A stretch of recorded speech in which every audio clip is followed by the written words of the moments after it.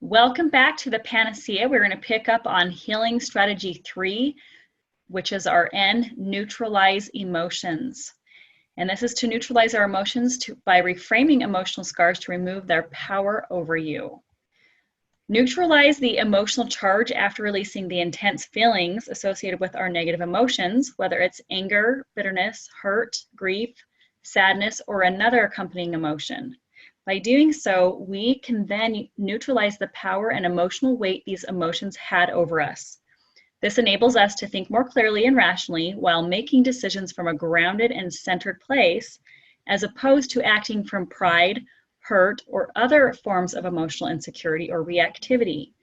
Neutralizing our emotions means making peace and becoming one with our feelings by accepting them for what they are, allowing yourself to feel them instead of fear them, trusting the process and outcome, being neutral, and maintaining peace of mind will help us to gain mastery over our own mind and emotions. We are the captain of our own ship, whether by design or default.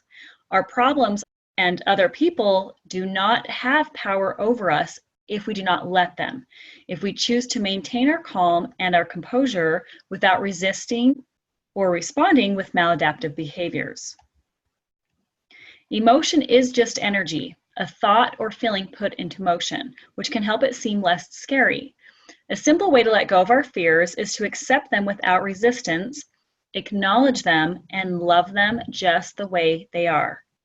A simple and yet powerful mindfulness exercise that we can put into practice in many situations to help us to neutralize our emotions and set them free, experiencing them just as energy, is called the feeling exercise. And this was developed by Arnold and Patton and can be found in You Can Have It All.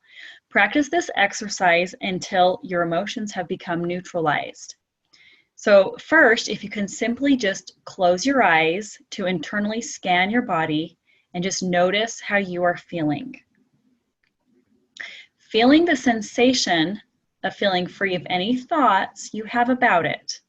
As you begin the process of feeling your feelings, free of labels, descriptions, or judgments, you can pay notice of the energy embodied within the feeling and the power within the feeling.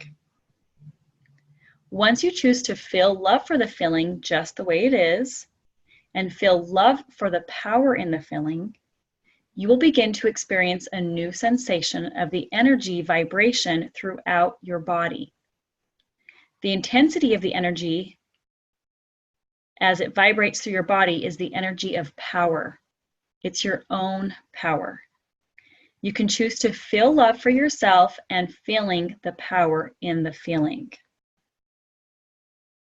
So where do you choose to direct this powerful energy? Are you feeling and expanding your heart area? Each and every feeling free of fear and in its undistorted form is some aspect of love or joyfulness, which has many aspects. When we let go of judgments and open our hearts, we give ourselves the joy of feeling all the ways that we love ourselves, others, and the world around us. We could practice this exercise many times. Just take your time with it to neutralize any feelings and learn to experience the emotion just as energy. And let's cover some exercise strategies to help reframe emotional scars by also neutralizing emotions. Perceptual reframing is a technique that facilitates a different way of seeing a problem, circumstance, or a relationship that enables us to remove the obstacle in our life and begin to see solutions. Perceptual reframing removes the emotional scar or wound without removing the memory. With powerful reframes, it is possible to quickly shift or reframe a perception at a conscious and subconscious level. Perception reframing allows for a healthier, more insightful reality that is used to both empower and improve any part of human aptitudes. When we ask a question differently, we light up new neural networks, therefore rewiring the mind's neural pathways around the emotional scar, thereby recoding the pattern. Cognitive behavioral therapy is a type of psychotherapy in which negative patterns of thought about the self and the world are challenged in order to alter unwanted behavior patterns or negative moods and emotions such as grief or depression. The following exercises utilize perception reframing and cognitive behavioral therapy for new reframing and instilling affirmations. For example, in the lyrics of the song My Favorite Things and the show tune from the 1959 Rodgers and Hammerstein musical, The Sound of Music, when the dog bites, when the bee stings, when I'm feeling sad, I simply remember my favorite things and then I don't feel so bad, is an illustration of how to interrupt negative thought patterns and validate the power of replacing them with positive thoughts to activate new circuits in our brain and shifts our negative viewpoints. The practice of refocusing our attention will create new neuroassociations. By shifting and reframing our experience, we strengthen our brain's responses and outcomes.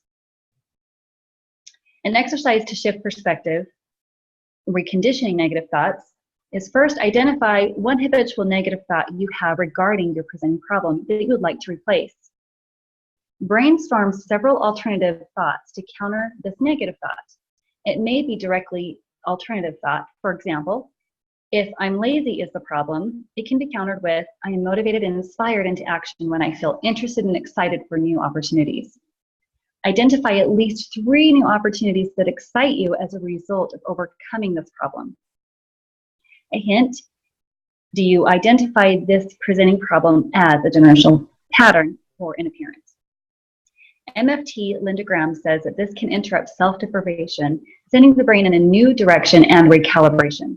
Reconditioning the brain for resilience and new response flexibility, no longer ruminating on the deep groove of old neural pathways and shaking the brain loose of old habits, as well as switching the channel. With repetition and perseverance, the brain learns new thought skills, which will create a new normal while shifting perspectives, perceptions, and feeling healthier. Seeking new landscapes, perspectives, and possibilities like new experiences and seeing a bigger picture will enhance the lenses and new landscapes of neuroassociations and sensations. Quantum shifts can quickly take place when exploring these new sensations and shift perspectives, reframing our neural associations. Our perceptions and genetic programming dictates the way we view the world.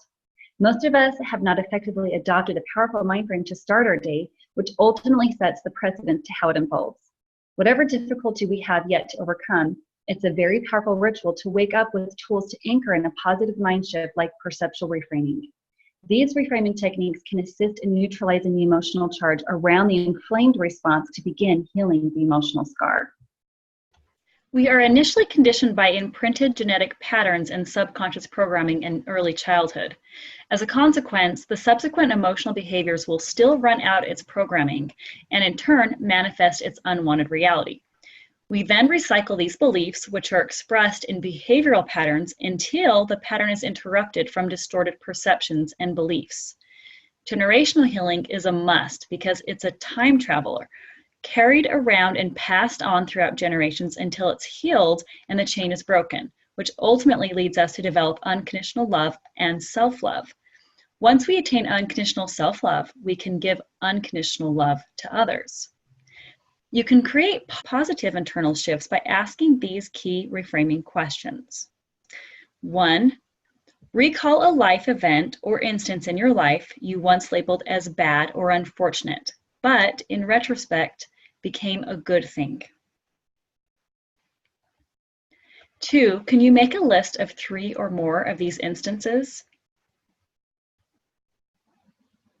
Be sure to take your time to write these down or follow along with your workbook.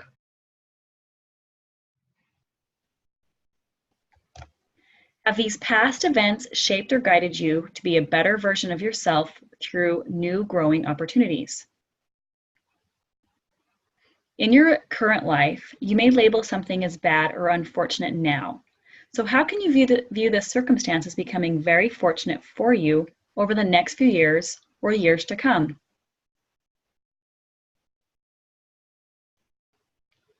Whether you were laid off, going through divorce, or parted ways from a loved one, encountering a challenge mentally, physically, emotionally, socially, professionally, we are always growing into greater versions through these journeys.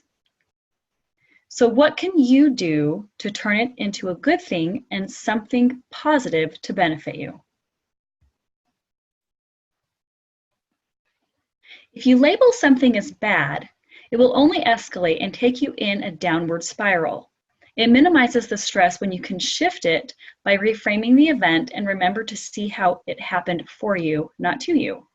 It reshapes you by giving you exactly what you need to lead you to a part of your destiny. Every situation in your life happened to lead you to where you are now and continues to. There's a higher order in all the details of our life. For example, be grateful your parents taught you good health principles that you resisted in youth, that you can now enjoy reaping the benefits of good health. Or perhaps they funded a specific training or lesson that you felt dragged into in your early childhood that you now enjoy as a hobby, talent, or even better yet, a profession that now funds your life.